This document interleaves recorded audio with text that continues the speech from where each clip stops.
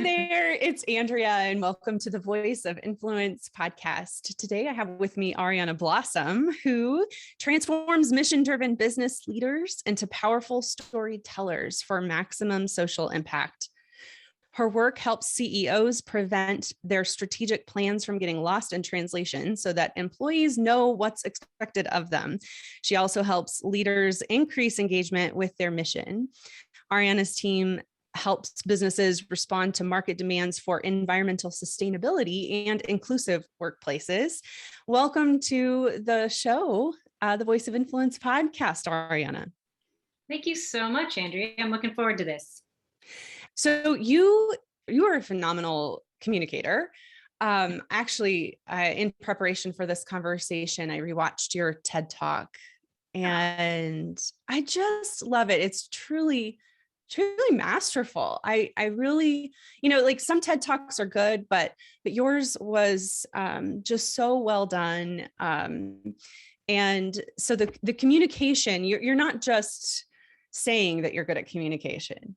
You are clearly very good at communication. And so I wondered if we could kind of go back a little ways into where that kind of started for you. And when did you kind of realize that your ability to communicate was a little different?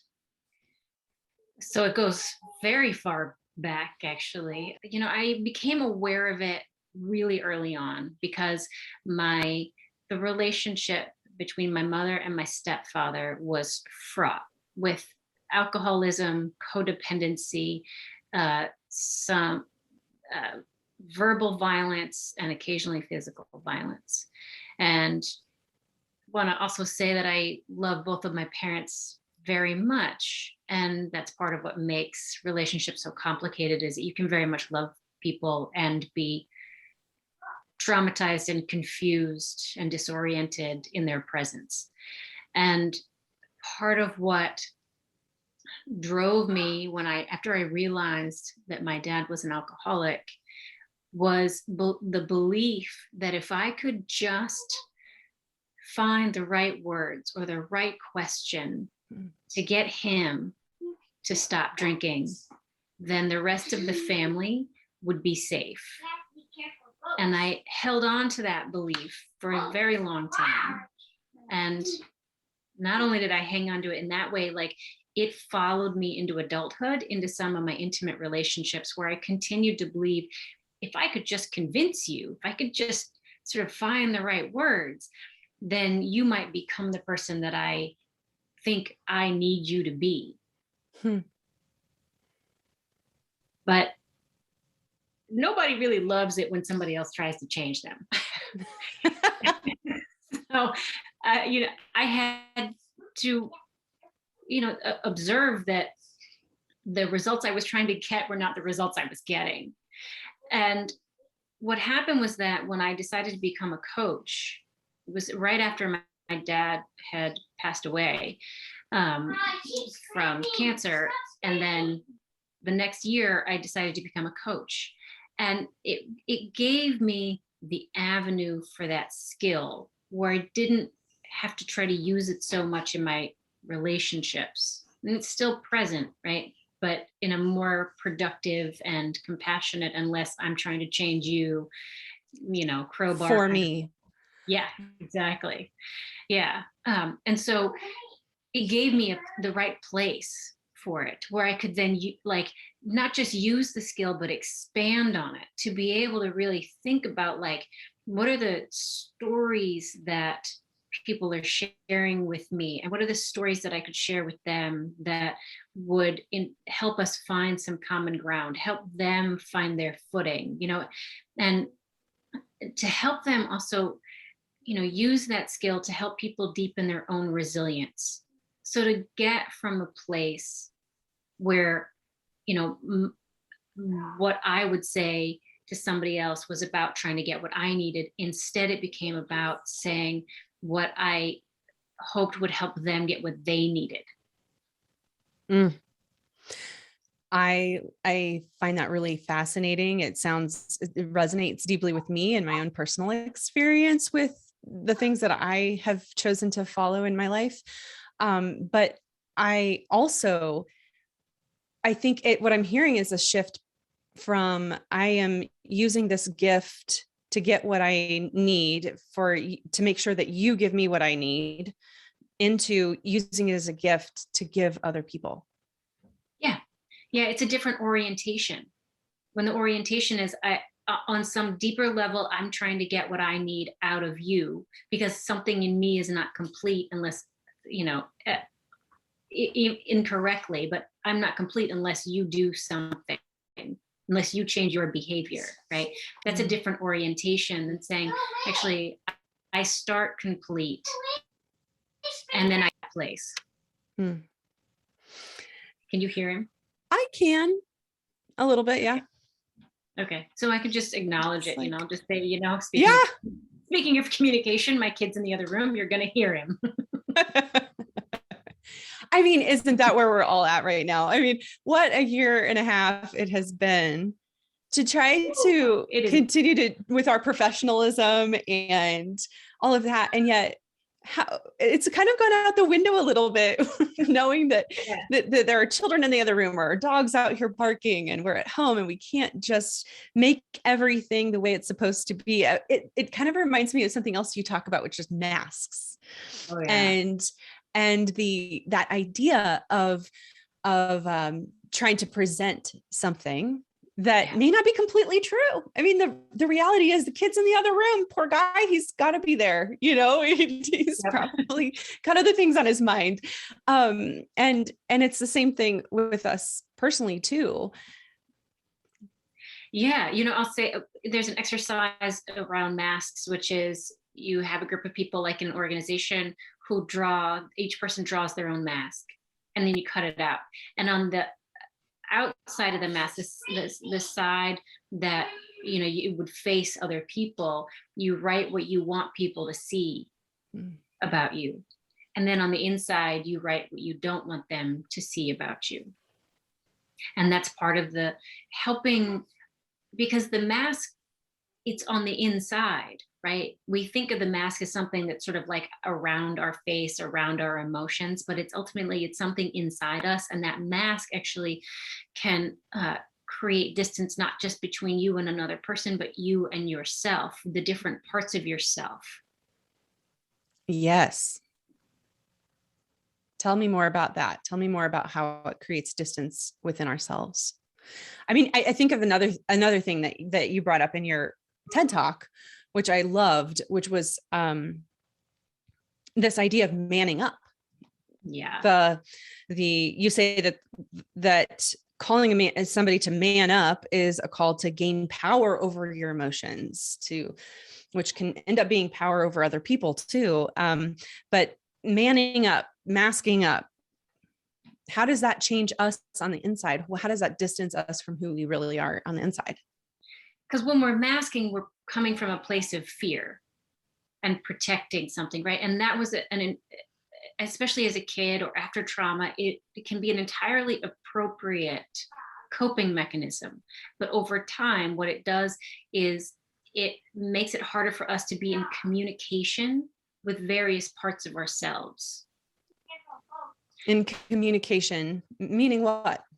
Yeah. So let's say that you, on a really simple note, right? That there's one part of you that really wants to eat ice cream for dinner, and you think that just sounds great. And then there's another part of you that's like, well, that is ridiculous. Like, we're trying to lose weight, we're trying to be healthy, we know that sugar is not good for us, yada yada, right? And so now what you've got is an internal conflict, because one part of you wants one thing, and one part of you says, no, that's not what we should do, right? And that kind of tension goes on all the time in lots of ways, big ways, little ways, right? Go for a run, stay and watch Netflix. And the thing with a mask is that what it does is it overemphasizes one part of you, the part of you that needs to be protected, the part of you that needs to be seen a certain way, the part of you that believes that if you can just control how other people perceive you, you will be safe and you will be worthy of love.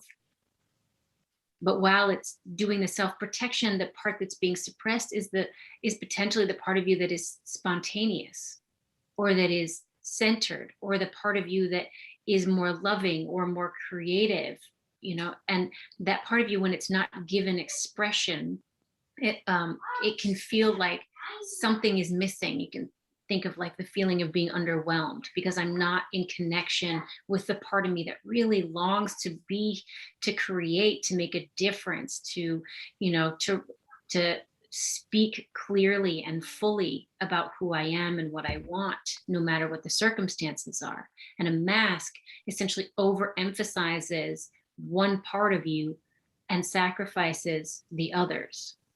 Hmm. That's interesting. Yeah, I think it's hard to reconcile those internal conflicts that we feel, because I know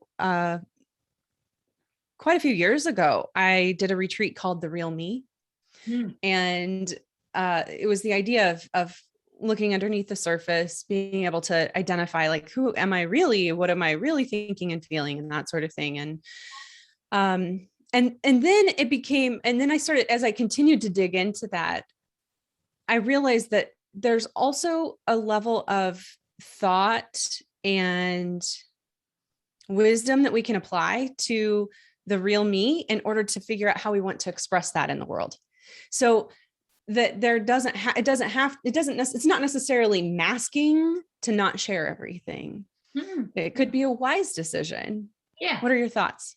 Yeah, absolutely. I mean, sometimes we're still processing something. We're still trying to understand it for ourselves, and if you process them inside, that it may not feel like it's time for that thought to be expressed verbally, or you may have people in your life who you instinctively just know are not the right people to talk to about this particular issue, whatever it might be, right?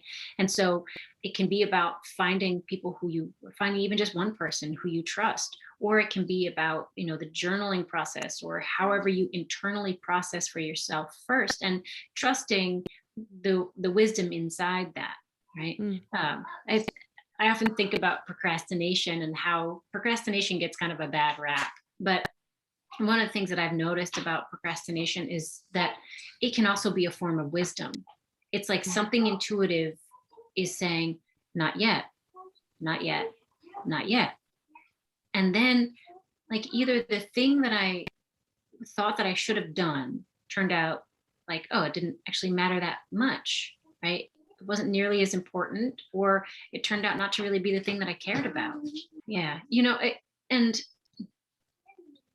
the thing is that the parts of us are in constant, like either they're in evolution or they're waiting for their chance to evolve and be acknowledged.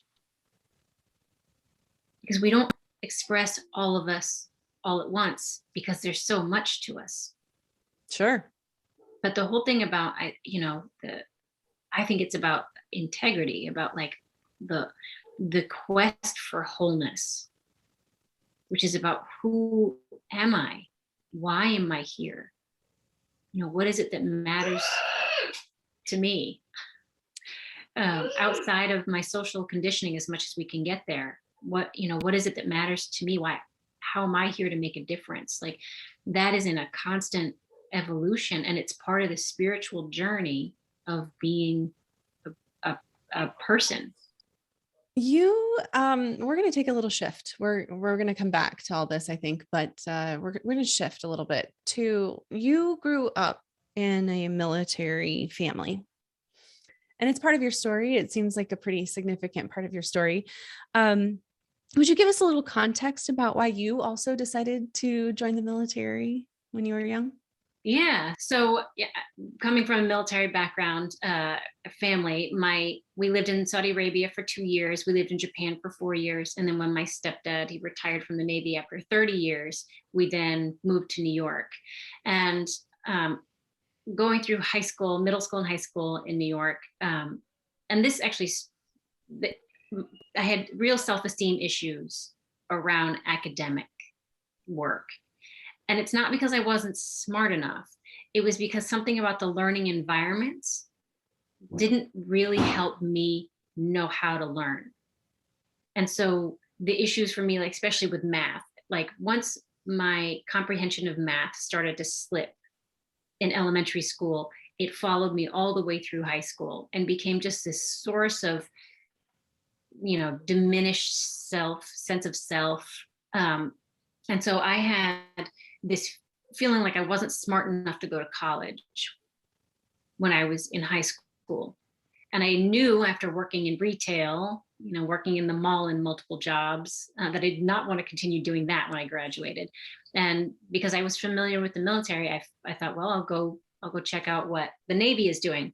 But as I went to a recruiter and they said, well, right now we're doing a freeze on forces. So they weren't hiring women at the time. So then I just basically went next door to the Army, where they gave me a pretty substantial amount of money for college. And it just felt like the right next step for me, like it wasn't just that my stepdad was in the Navy. My mother, before I was born, had been served 2 or 3 years in the Air Force. And so I heard her stories about, serving in the Philippines. I didn't know them yet at the time, but I have 2 grandfathers on my biological father's side, one who was a 1-star general in the Air Force, another one who served in the Navy as well. So, and I have some cousins that have served. So it's very much like the military is very in my blood. And so it felt like the right next step. Yeah. Wow. That's amazing. And you talk about how your military experience was, a lot of it was good and lighthearted and a good experience, but you did have an experience, particularly at one location, that was not so great. And it sounds like, I guess what would be probably called toxic masculinity was a big piece of the culture there. Can you help us understand the difference between what felt lighthearted and what wasn't so lighthearted in that location? Yeah. So, it's like the lighthearted part when I think about it is usually when I was serving in Germany in the last few years. And that part was where the leadership, even when it wasn't at its best, it was much better to women. And it was generally supportive of all of the troops. And the guys that I served with were funny and they were smart and they treated me like an equal. And so I was able to relax, and to actually feel like there was some camaraderie, and that the women who were there were more women than there were on that base than when I was in Fort Carson, which I'll get to in a second. But having more women around also meant that there was less kind of that uncomfortable competition or distrust that can sometimes happen when you're so much the minority in a tense, in a group. And so my experience there in Germany was actually quite positive. When I was in Fort Carson, which is right after basic training, I was there for a year, and I was I was leaving basic training, and someone said to me, "The men that you're about to work with in Fort Carson haven't worked with women before," and I just immediately had that feeling like, "Uh-oh." And when I got there, before I even really met the people that I was going to work with, what I noticed was that women were so outnumbered that everywhere I went, I was getting hit on. Like I couldn't walk from the car to the store without somebody trying to flirt with me or pick me up. And then I met the guys that I was going to work with. And, I think this is really about like how a leadership, what it tolerates is what it then allows to flourish. And the leadership right from the get-go, no matter how high up, they had sort of the bro code. It was like joking about how much they were going to drink that weekend. It was, it just had that sort of edge to it, where the expectation was that you work hard, you party hard, and you were a guy. And then what I found was that the men that I worked with were constantly making comments about how smart women were or not, right? Or how hard we work or not. There was always this sort of like sometimes it was implied and sometimes it was just like very overt, like women don't work as hard as men. And how can you trust something that bleeds 7 days out of every month and doesn't die? It's like, it was just it was kind of a constant undermining of just some core part of who I was. Mm. And, I'm 18 years old when I'm serving. It's not like I exactly know how to like navigate a culture, right? Most of us don't. You walk into a culture and you either sort of adapt to it or eventually it kind of kicks you out. And you said you can't just quit the military. You're just there, like kind of finding your best way through whatever that situation is. And what I learned was wearing the mask, of toughness, wearing the mask of like, I really don't care about anything. I don't care what you think about me. I'm just going to practice like showing no emotion. And what I said earlier about, like when when a mask is really overemphasizing one part of you, right? Because a part of me can be really tough, can like just bare knuckle it and like roll my sleeves up and get things done.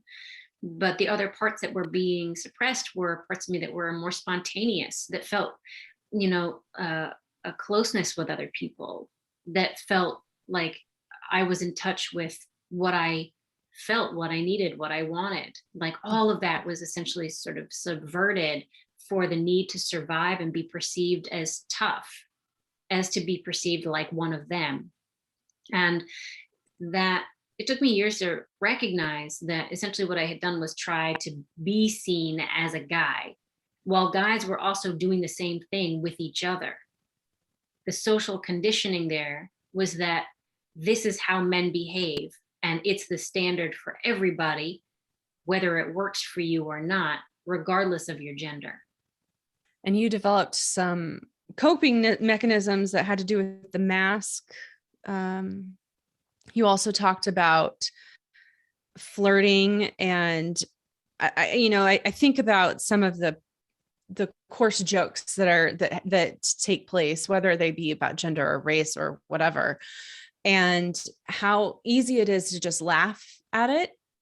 And that always drives me nuts. But at the same time, it's kind of a coping mechanism for some of us to just like get through it. And why do we do that? Why do we just go ahead and laugh at those jokes, or, throw back that flirtatious energy? Just, why do we do that?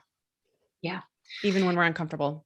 Yeah. So I'll say something about the flirtatious energy, which is that I learned early on, far before being in the military, was that if a guy was flirting with me and I didn't flirt back, or I didn't share some of that energy, it didn't take long before that guy expressed anger at me. And anger is something that can trigger fear, as though you don't have the right to reject that advance, like you're breaking some rule. Mm-hmm. And so what I learned was that defensive flirting, which is like, I flirt just enough with you so you feel like you're getting what you need, and then when I exit this situation, you don't get angry, which was not a guarantee, right? It wasn't a guarantee that that would actually work, but it had a higher success rate than, just flat out rejecting advances, which would get me called names, so it was sort of like, what's the level of consequence you're willing to live with? And that happens in abusive relationships too, where people just, even if it's not about flirting, you just play along. It's sort of that idea of playing along with it just long enough to be able to get out of the situation. Yeah. Yeah, exactly. Yeah. I think it's part of what happens when you believe that you are trapped. Mm-hmm. It helps the individual to be able to survive, but it doesn't do anything for the culture in terms of like getting anything to change. It kind of actually ends up perpetuating it a little bit. And that's a hard call to make. And when are you going to stand up and just say, no, this isn't right? when it, like you said before, you're having to kind of measure the consequences and decide what's worth it and what's not. Yeah. It's what am I willing to risk in order to speak up? Mm-hmm. Am I willing to risk this friendship? Am I willing to risk this family relationship? Am I willing to risk how you see me? Am I willing to risk the feeling of fitting in, not the feeling of belonging? Because that's different. Because when you're laughing at a joke that you don't think So is true. funny, yeah, when you're laughing at a joke that you don't think is funny, that's not you belonging. That's you fitting in. That's you fitting yourself into the social agreements that are at play in that situation. I love that distinction. Okay, let's take this back to communication and leadership. So as a leader, somebody who is needing to share messages, has initiatives, whatever, to what degree have you noticed masking to be a problem? Oh, all the time. I mean, corporate communication is full of masks, that's why lots of people feel like, the corporate communication world can just sound like bullshit. And people, they don't want to hear that. They want more truth. And I think often leaders find themselves in this position where they feel like if they give too much of the truth, it's going to cause problems. And then they don't give enough truth, and then it causes problems. Right. And in the age of social media and the desire for more authenticity and transparency, and the fact that we face these big risks that we do now, with climate change, that people are saying we need to be essentially more honest with each other about where we are. Trust us to be able to take in the truth and do something with it. And so I think, when you're a leader and you're thinking about communicating, especially if it's a high pressure, high stakes situation, then know your own why. Why is this, whatever it is that you're about to talk about, important to you?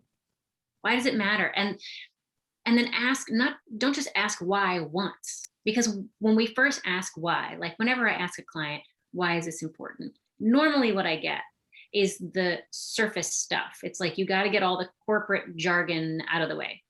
I care about livelihoods. I care about blah, blah, blah. Right. But if you ask it again, and then again and again, what you get to is like deeper and closer to a sense of spiritual purpose. What's like your reason for being? And how does what you're communicating about, especially in a high stakes situation, relate to what you care about? And doesn't mean that you have to share that deep sense of purpose every time you communicate explicitly. But if you stay present with it, you communicate from that energy, and people will connect with the energy more than they connect with the words. What if you're scared? What if you're really worried that something bad's going to happen? We have to get this right. How do you recommend that people balance the honesty of that fear with what they really need to communicate in order to lead? Yeah. First of all, is what are you actually afraid of? What are you really afraid is going to happen? Like, let that beast come out of your mind so it's not something that's vague. Imagine the worst case scenario and then say, okay, then what would we do about that? How would we handle that? And if it's something that's just so vague that you really can't get a handle on it, then, it's, then I think you come as close as you can, and you may even say something about it. You even speak to the risk. If you say, I advocate for this in conversations with teams often, which is, if you feel unclear about this direction that's being proposed, say so. Just be upfront. And often someone else in the room will say, yeah, me too. I also am not sure. Absolutely. Okay? So I think it's like these really small ways that trip us up, that make us afraid, that are actually very simple to work through by putting it out there and saying, there are certain things that we're not 100% sure on, And people can recognize that, because we all know, if you haven't learned by now with the pandemic that life is uncertain, I don't know what it's going to take for you. But I think that people can handle more of the truth than our fear tells us they can handle. Mm-hmm. And then the other thing is asking yourself, what if it were easy? What if I say what I need to say what needs to be said, and it's easy? Instead of overcomplicating it. Yeah. And what if you stay in that energetic place, that emotional place of that mix of effort and ease, where you've done your work in preparing? That's the effort. You've thought through the important questions, the strategic questions, but you've also allowed the ease, which means you're not fighting and sort of grinding your way through it, but instead saying, where can this be really easy? And because when you do that, you often come from just a lighter energy, and people respond more from that. And it also means that you don't find yourself in this sort of you being confrontational with the questions that are coming at you. Because if you walk in a room and you're supposed to give a presentation, right, and you're tense about it and you're anticipating a fight, you prime yourself to see a fight even when there is not one. Oh, yeah. So if you walk in priming yourself to feel at ease and in command, and you can treat this like a volley on a tennis game rather than a bare knuckle fight, you may actually find that people really respond differently to whatever the content is. So many good thoughts here. Ariana, this has been a lovely conversation, and I'm curious if you could share with us where people can find you, can find your work, can find your TED Talk. Yeah, thank you. So you can find quite a bit of information and connect with me on LinkedIn. Just look for me, Ariana Blossom, on LinkedIn, and I post quite a bit on there. And I have a YouTube channel with my name where I post videos. And you can check me out at arianablossom.com. Okay, one last question. Okay. What last piece of advice would you give to somebody who really would like to have a voice of influence? Yeah. If you look at where the needs of the world, the problems of the world, and where do you care? What do you care about there, right? Because you're not going to care about everything, but where are the places that you care about it, where you feel called to do something? And then what is it you feel called to say? Who is it you want to talk to about these things? Think about, what would give you a sense of purpose and meaning and fulfillment, even if you're not able to on your own solve whatever this big problem is, but that you contribute in some meaningful way to it. And to have the courage and the acknowledgement that much of what you do is uncertain, right? When you get started, you don't know where it's going to take you. None of us do. But that when you step out and you work to speak as clearly as you can, to be as honest as you can, what you find is that the world will respond to you. You will find that opportunities come to you that you could never have imagined. That sometimes the obstacle turns into exactly what you needed to push you in the next right direction. So your starting point, right, is full of unknowns. But what's beautiful is that when you stay true to yourself, the path will begin to unfold in front of you.